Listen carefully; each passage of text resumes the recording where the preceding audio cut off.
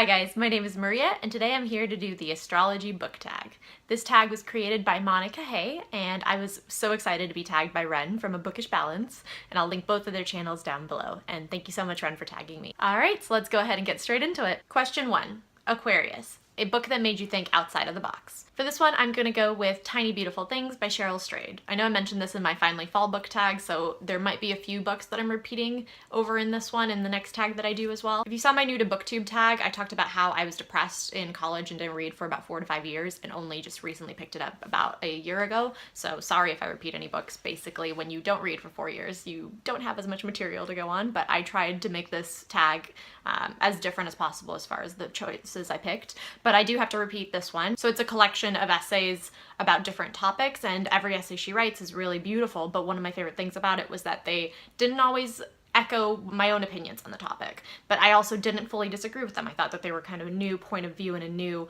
way to see things, and that's kind of my favorite book to read when I'm looking at nonfiction, because I like things that challenge me to think differently, but also aren't things that I just completely think are blasphemous and don't agree with at all. And this definitely did that. Question 2, Pisces. A book that was dreamy and made you feel like you were reading a hug. With this one, I'm gonna go with a favorite childhood classic of mine, which was Legend of Holly Claus by Brittany Ryan. This was one of my absolute favorites when I was a kid. I loved reading it over and over as the holidays grew near. Christmas is basically my favorite time of year, so it's one of the times when I get most excited, and having a book that kind of echoed that felt really lovely and did feel like a hug. And this book is also very magical. It has beautiful illustrations, as you can see, even just from the cover, and it has beautiful illustrations inside as well. It's basically about Santa Claus's daughter, and her heart is frozen by a curse. And so she has to wrap herself in these kind of tendrils of cold in order to stay alive, and she can't really go out into the mortal world because that causes a lot of danger for her. And it becomes this magical tale about love and friendship and magic and Christmas and kind of the spirit of all that, and it was one of my absolute favorites as a kid, and I still reread it every year whenever I can. And it does feel kind of like returning to a warm hug, and it's like also very dreamy. Okay, number 3 is Aries, a book with a courageous main character. For this one, I'm going with another repeat, but it's one of the series that I absolutely love, so you will hear about this one a lot on my channel. This is book 1, called Kiss of Deception, and the series is called The Remnant Chronicles. It's a trilogy. It follows a main character called Leah, and we go through different adventures with her, and you really do get to see her step up. She's a princess, and so there's a lot of responsibility on her shoulders, and you get to see her be courageous and kind of make decisions and be in situations that you'd think that she either wouldn't be able to get out of or would have to be rescued from, and she finds ways out of it, and she finds ways to be strong and to oppose even the people that are the hardest to oppose, the ones that kind of love you and are nearest and dearest to you. So it's really lovely main character kind of journey that we follow her through, and she is very courageous in my mind, so definitely recommend this trilogy.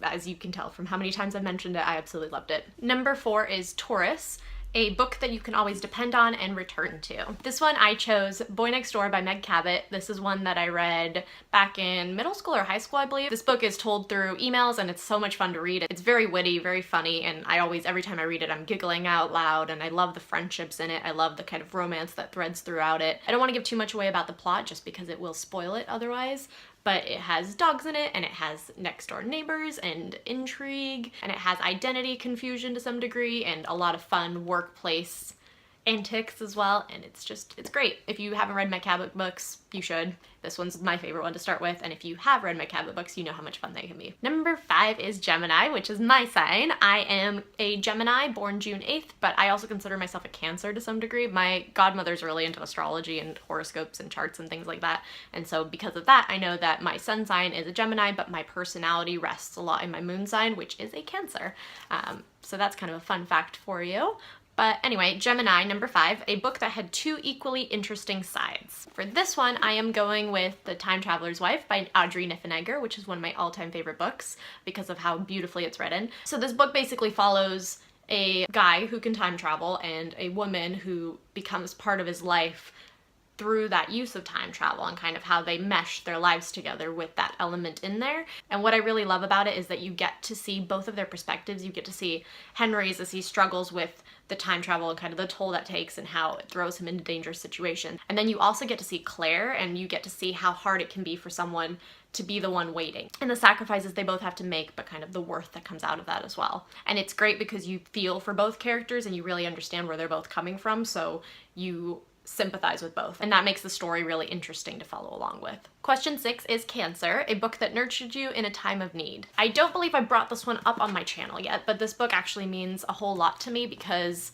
this is kind of what got me back into reading before I found BookTube. BookTube was then a huge part of that after, but this is what originally inspired me to even pick up a book and be interested enough to even look at BookTube videos after having not read for about 4 years. So Aragon, I read the first 2 of this series back when I was in either middle school or high school, can't remember which, and then I was kind of in that rut where I wasn't reading for a while, and then something in me just really wanted to know how the story ended because I loved the character, I loved the world that Christopher Paolini created, and I really wanted to find out what would happen now that all the books were out. And so I picked up the 3rd one, Brazinger, and then I finally got to the last book of this series, and when I finished it, it felt like such an accomplishment. So this book really holds a special place in my heart because of that and kind of what it means to me and what it did for me. Question 7, Leo, a book that felt larger than life. I can't not mention this one because I just don't think there's another world that exists in books that feels as real to me as our reality, except for the Harry Potter world. I was just recently talking about this with my mom, who's reading the books for the first time because we finally convinced her. She's loving them, and I'm so excited that I finally get to talk about them with her. And I was telling her that for me, the kind of most magical thing about the series that Joe Rowling created is that it really does feel so developed and so real, and I know every intricacy and I know every small detail of how it works. It feels as real as the reality we live in. And because it's set in a world that could coexist within our world, and I will forever believe that it does because I believe in Santa Claus and I believe in Hogwarts. And that's something that is just astounding to me and that I would really love to find in another series as well. Question 8 is Virgo, a book with a conscientious main character. For this one, I am going with my favorite, Winter, from Marissa Meyer's Lunar Chronicle books. And in this book, we follow Winter, who is kind of a retelling of Snow White. But without revealing too much, Winter is basically a character who is feeling the physical effects of a decision that she makes because of moral reasons. And she's my absolute favorite of this book series. I love how much she sacrifices and how hard it is on her, but how she does it because of what she believes in and because she wants to do the right thing. It just makes her such a strong, admirable character in my eyes, and I just really respect her for that. Question 9 is Libra, a book that charmed your socks off. For this one, I'm gonna go with The Royal We by Heather Cox and Jessica Morgan. This is a book that kind of takes the Kate Middleton, Prince William romance and meeting situation and runs with it and makes a story out of it. And it was just really fun read. I ended up really enjoying the characters and being very invested in their story. It was just a charming, happy book. Question 10 is Scorpio, a book that made you want to improve yourself. For this one, I'm going with Attachments by Rainbow Rowell. This is one that I didn't necessarily fully love. There were things about the romance that I didn't like, but I really enjoyed the friendship in it. And one of the threads in it as well is that the male main character is kind of stuck in a rut with his life. So he doesn't necessarily love his job, he doesn't love where he's living, and he feels like he's kind of hit a block. And when I was reading this book, I had recently just gone through something very similar. So it was really inspiring to watch him process kind of that he didn't love his life situation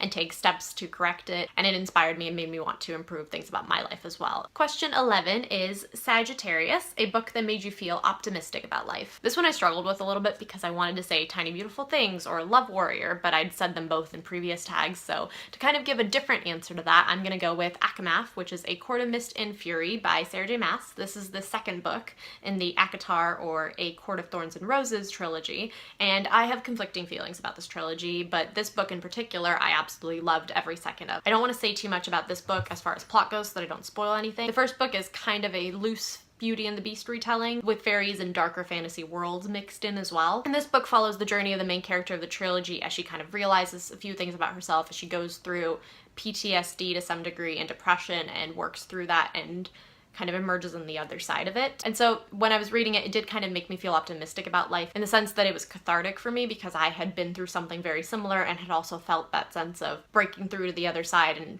finding a place where things are okay again and when you are happy again and when you have found people in your life that champion you. And it made me optimistic that life would continue on that trajectory and that there is kind of a light on the other end of the tunnel, for lack of a less cliche thing to say. And last question is question 12.